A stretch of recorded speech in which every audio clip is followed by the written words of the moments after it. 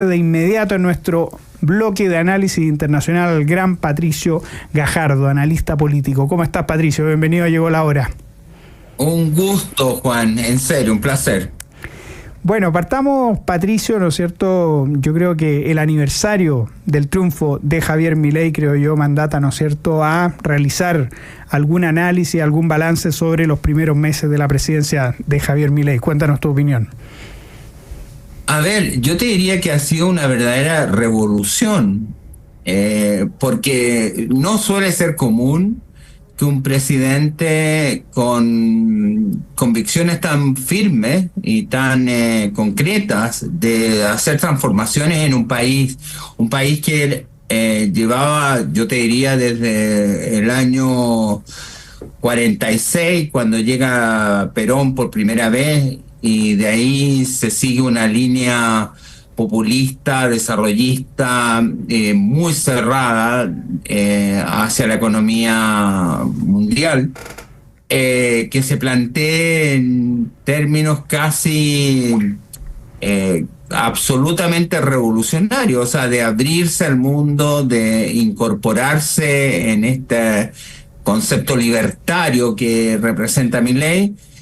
Y hay que darle el contexto. O sea, Milei era un personaje conocido por programas de televisión, un economista que daba análisis económico, no era un personaje que venía del mundo político, y de ahí salta con un discurso que yo creo que se vincula muy potentemente con la situación crítica que estaba viviendo Argentina luego del último gobierno, pero se arrastraba con muchos gobiernos de los Kirchner, y el último gobierno con Alberto Fernández, que fue un desastre y que llevó una inflación galopante a niveles que se consideraba que si no se detenía podía llegar al 7000% este año. Bueno, Milei planteó la motosierra como un símbolo de su propuesta, un proyecto claro, simple. Fue un excelente candidato sin tener experiencia política, eso no es menor. No obtuvo para nada mayoría parlamentaria. Exactamente. Por lo tanto, estaba con una minoría parlamentaria. El PRO, que es equivalente, para que ustedes se hagan una idea, el PRO, Chile Vamos, para que se hagan una idea, y surge los libertarios en una línea mucho más radical en términos de abrir la economía, abrir la sociedad e ir contra la casta. La casta es básicamente digamos, la administración del Estado elefantiásico que tenía Argentina, con un nivel de corrupción también estructural, que muchos inversionistas chilenos que invirtieron en Argentina la conocen muy bien y saben cómo funcionaba. Exactamente, ese es un punto muy, muy notable que aborda Patricio, y además hay que tener presente que el oficialismo, ¿no es cierto?, La Libertad Avanza, más el Movimiento de Integración y Desarrollo, en la Cámara de Diputados solamente tiene 42 diputados, y el PRO, es decir, Juntos por el Cambio, los posibles aliados, solo son 43 en un Congreso de 257. Juan. Así es. Lo que te demuestra de que Milei, aparte de formar un equipo extraordinario en materia económica, también lo ha hecho en materia política. Y otro punto no menor, que Argentina también enfrentaba una situación crítica en materia de violencia. Lo saco a colación por el tema de lo que nosotros estamos viviendo. Entonces, y que se ha logrado un proceso de reversión de los niveles de violencia. No digo yo que se ha resuelto el orden público en Argentina, pero se ha avanzado con Patricia Bullrich, que compitió en las elecciones, ya que te estabas mencionando el aniversario del triunfo. Compitió justamente por el PRO, y después se alineó con él en una campaña muy dura, hay que reconocer, y en forma inmediata. O sea, yo creo que esas son cosas que debemos aprender en Chile cuando enfrentamos situaciones muy críticas como la está enfrentando Argentina. Exactamente. Fíjate, Patricio, que en relación con lo que tú tocas, y frente a un gobierno, ¿no es cierto? Porque nosotros solemos, ¿no es cierto?, compararnos con lo que está pasando en Argentina, con lo que pasa en Chile, frente a un gobierno como el de Gabriel Boric, que en lugar de buscar reducir los homicidios, busca contarlos de una manera distinta a los homicidios para tener cuentas más alegres.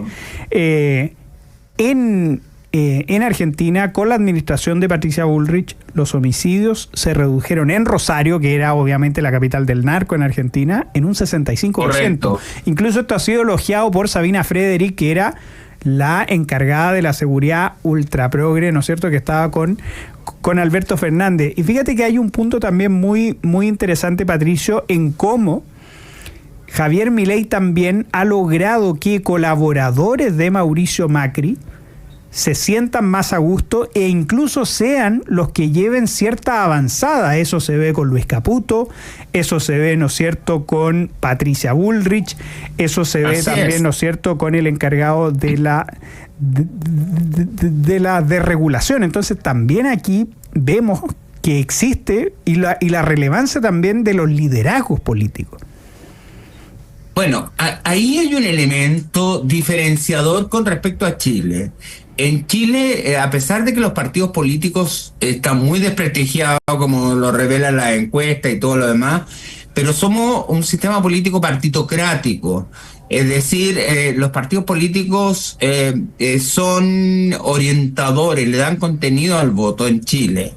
En Argentina, ya desde la época de Perón, te hablo del año 46 en adelante, de manera muy marcada, los partidos políticos tienden a debilitarse, el sindicalismo se transforma casi en sucedáneo de los partidos políticos, y de ahí que se genera esta como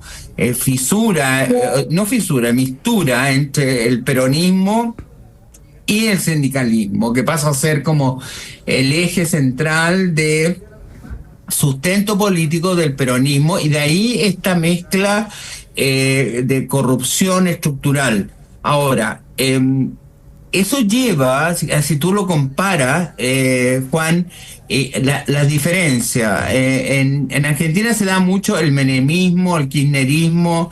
En Chile suele no darse ese fenómeno, sino que acá, por muy repudiados los partidos políticos, las personas, no hay un borichismo, o es raro. Claro, sí, no, claro. El bacheletismo puede que sí, que es un personaje carismático. El freísmo no es, en realidad son más bien corrientes políticas.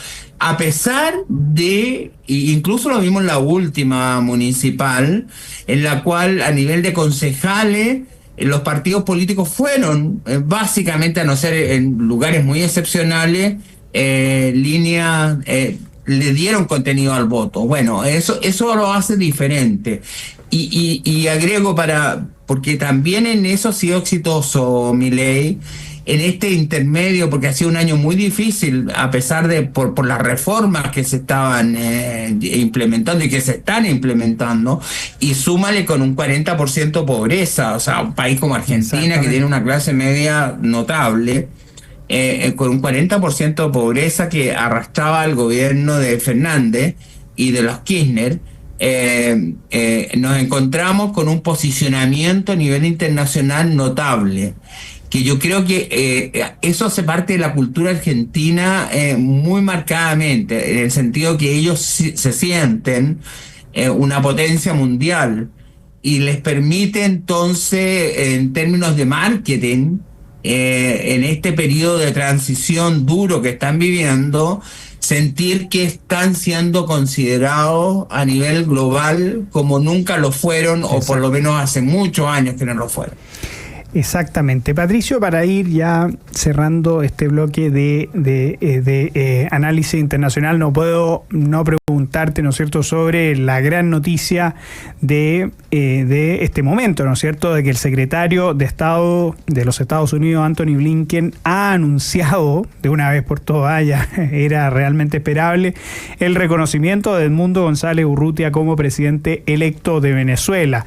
A través de las redes sociales dice: el pueblo venezolano se pronunció contundentemente el 28 de julio y nombró a Edmundo González como presidente electo. ¿Qué opinión te merece este cambio de criterio por parte de la administración Biden? Yo creo que es un resultado de la elección norteamericana y el triunfo del trumpismo, tanto a nivel de parlamentario también. El triunfo fue avasallador. Y yo he notado algo que en general América Latina nunca está muy presente en el debate electoral norteamericano. Sin embargo, la elección de Marcos Rubio, que tiene que ser ratificado por el Senado, recuerda que los embajadores y los cargos diplomáticos en Estados Unidos son ratificados por el Senado, no es solamente una decisión presidencial. Pero Marcos Rubio, incluso se ha mencionado, no sé si confirmado, Juan, si tú me puedes confirmar, porque se mencionaba de que Edmundo González iba a ser invitado a la ceremonia del 20 de enero cuando asuma Trump. Lo cual, primero, es muy inédito, porque no se invita a presidentes de otros países a la asunción de mando en Estados Unidos. Es una ceremonia más bien reservada para los norteamericanos, no es como en Chile, que se invitan a personalidades extranjeras. Y tengo entendido que lo iba a invitar, por lo menos Trump. Y el reconocimiento no deja de ser relevante. Y lo que yo he notado que Marcos Rubio tiene una línea muy clara en relación a América Latina, lo ha tenido siempre como senador de Florida, y me imagino que lo va a tener en relación a Venezuela particularmente, y Cuba. Y Nicaragua a lo mejor no aparece tan en primer lugar, pero las dictaduras latinoamericanas van a estar presentes en la política exterior de Trump, cosa que en general no suele estar muy presente en las líneas de conducción de la política exterior de los secretarios de Estado de Estados Unidos. Así es, esperemos que así sea por el bien de los venezolanos, de los cubanos y de los nicaragüenses. Patricio Gajardo, muchísimas gracias por haber estado con nosotros en Llegó la Hora, como siempre, un placer. Ha sido un gusto, Juan, en serio, que estés muy bien. Igualmente, nosotros nos vamos a la última pausa de Llegó la Hora en Radio Agricultura. Quédese, volvemos al tiempo.